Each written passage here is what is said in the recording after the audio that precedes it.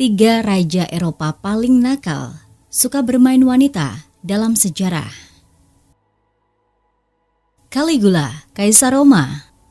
Caligula dengan nama lengkap Gaius Julius Caesar Augustus Germanicus.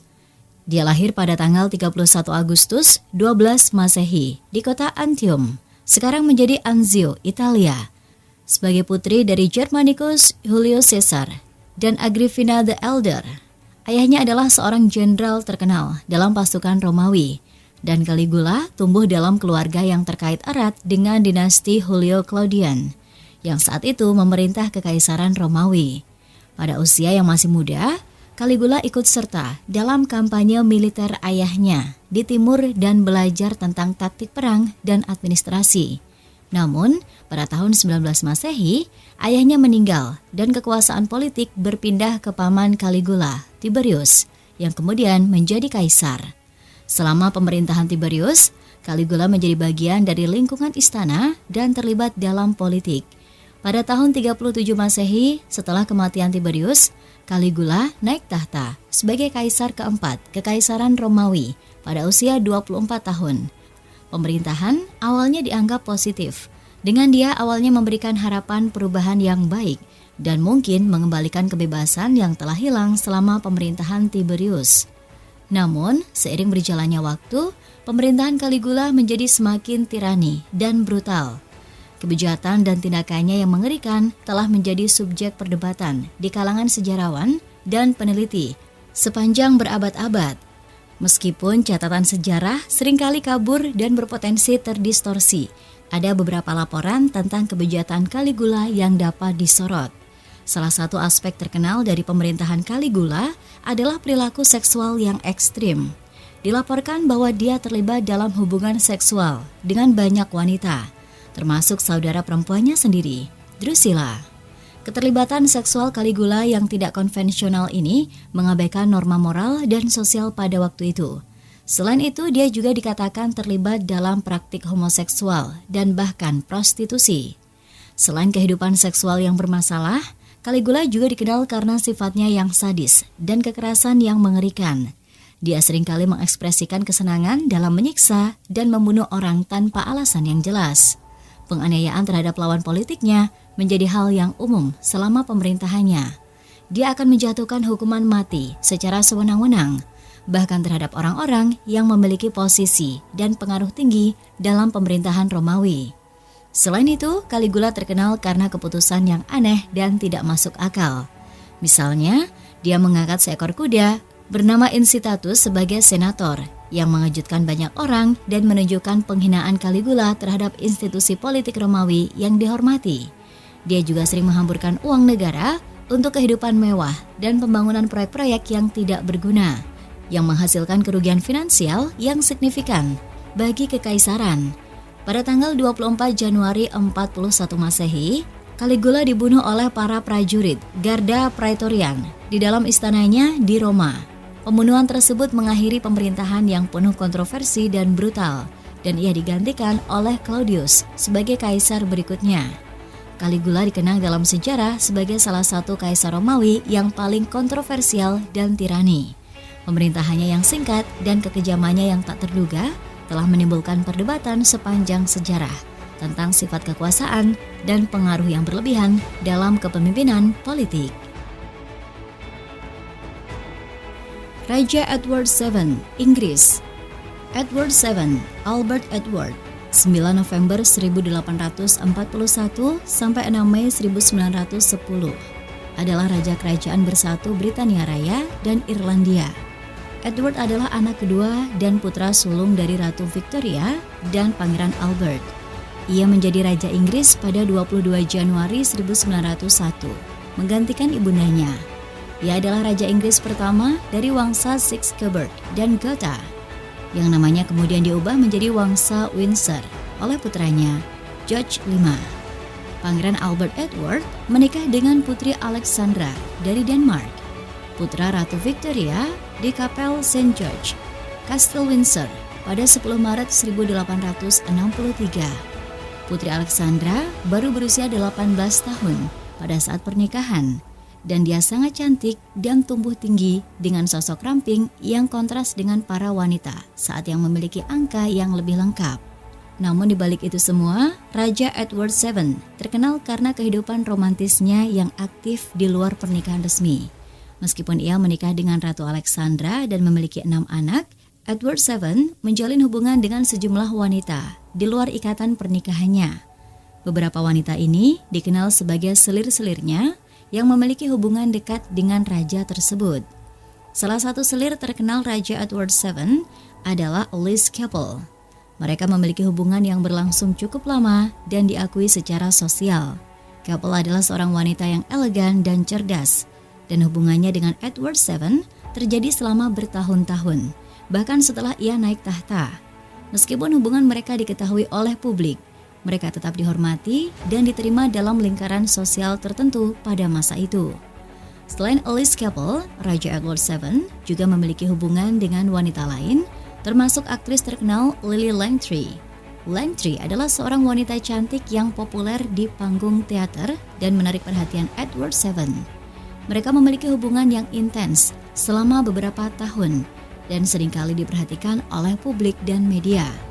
Penting untuk dicatat bahwa pada masa itu, hubungan di luar pernikahan bukanlah hal yang jarang terjadi di kalangan elit atau kerajaan.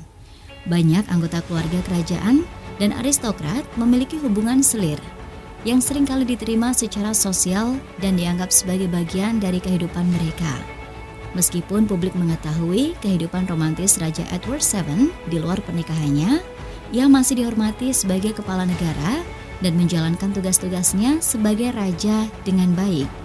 Edward juga berperan dalam modernisasi armada Angkatan Laut Inggris, reformasi layanan medis Angkatan Darat Inggris, serta reorganisasi tentara Inggris setelah usainya Perang Boer Kedua. Ia berhasil mengembangkan hubungan baik antara Britania Raya dan negara-negara Eropa lainnya, terutama dengan Prancis, sehingga ia dijuluki Peacemaker. Namun, hubungannya dengan keponakannya Wilhelm II dari Jerman tidak berjalan dengan baik.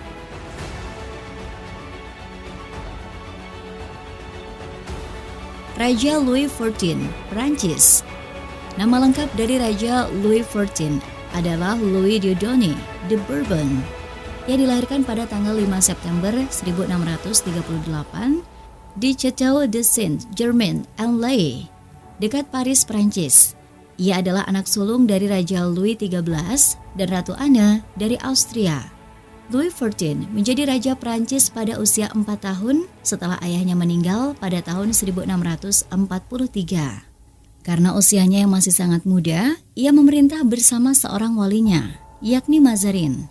Mazarin memerintah negara tersebut dengan tangan besi dan menekankan pada politik luar negeri serta keuangan. Karena hal ini, Louis XIV belajar banyak dari Mazarin tentang kepemimpinan dan politik. Setelah Mazarin meninggal pada tahun 1661, Louis XIV memerintah tanpa seorang perdana menteri.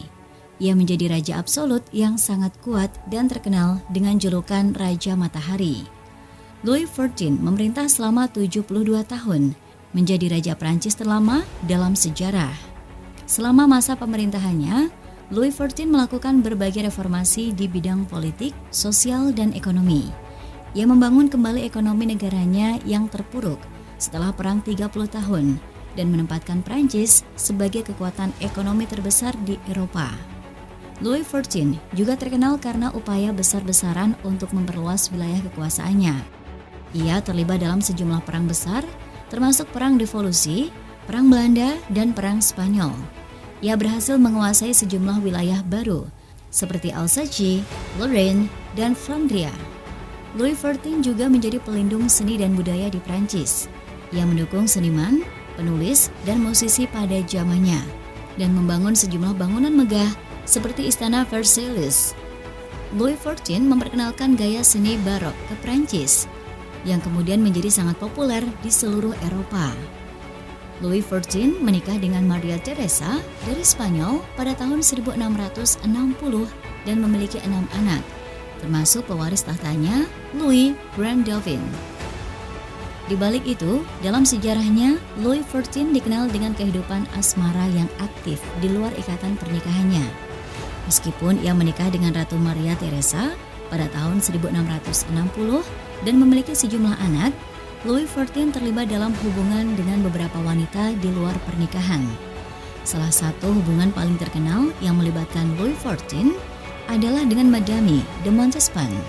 Montespan, seorang bangsawan yang menarik dan berkarisma, menjadi seli raja pada tahun 1667. Mereka memiliki hubungan yang berlangsung selama lebih dari 1 dekade dan menghasilkan beberapa anak di luar pernikahan. Montespan mendapatkan pengaruh politik yang besar di istana dan seringkali memainkan peran penting dalam keputusan pemerintahan. Selain Montespan, Raja Louis XIV juga diketahui terlibat dengan wanita lain, seperti Marie Mancini, saudari dari keponakan Kardinal Mazarin, dan Madame de Lourdes. Meskipun hubungan-hubungan ini mungkin tidak berlangsung selama waktu yang lama, tetapi mereka menciptakan skandal dan ketegangan di dalam istana. Keberadaan selir-selir ini dan anak-anak di luar pernikahan menjadi topik perbincangan di istana dan di kalangan bangsawan Prancis. Namun Raja Louis XIV mampu mempertahankan kekuasaannya dan mengendalikan citra monarkinya. Ia berusaha untuk mempertahankan reputasinya sebagai pemimpin yang kuat dan berwibawa, sambil menjaga stabilitas politik di negaranya. Penting untuk mencatat bahwa pada masa itu, hubungan di luar pernikahan bukanlah hal yang jarang terjadi di kalangan elit atau kerajaan. Banyak anggota keluarga kerajaan dan bangsawan memiliki hubungan selir yang seringkali diterima secara sosial dan dianggap sebagai bagian dari kehidupan mereka. Meskipun publik mengetahui kehidupan asmara Raja Louis XIV di luar pernikahannya, ia tetap dihormati sebagai pemimpin monarki yang kuat dan berhasil mewujudkan kekuasaan absolutnya. Pada akhirnya, Raja Louis XIV dikenang sebagai salah satu raja terbesar dalam sejarah Prancis. Kepemimpinannya yang panjang dan prestasinya dalam politik, militer, dan seni memberikan dampak yang besar pada negaranya. Meskipun kontroversi yang melingkupi kehidupan pribadinya, warisannya lebih sering dikaitkan dengan pembangunan dan kejayaan masa keemasan Prancis pada zaman barok. Jadi itu saja ya untuk pembahasan 3 raja Eropa ternakal versi cerita sejarah. Dan jangan lupa, buat dukungannya silakan tekan tombol like, subscribe, aktifkan notifikasinya, dan jangan lupa untuk komen. Bye-bye!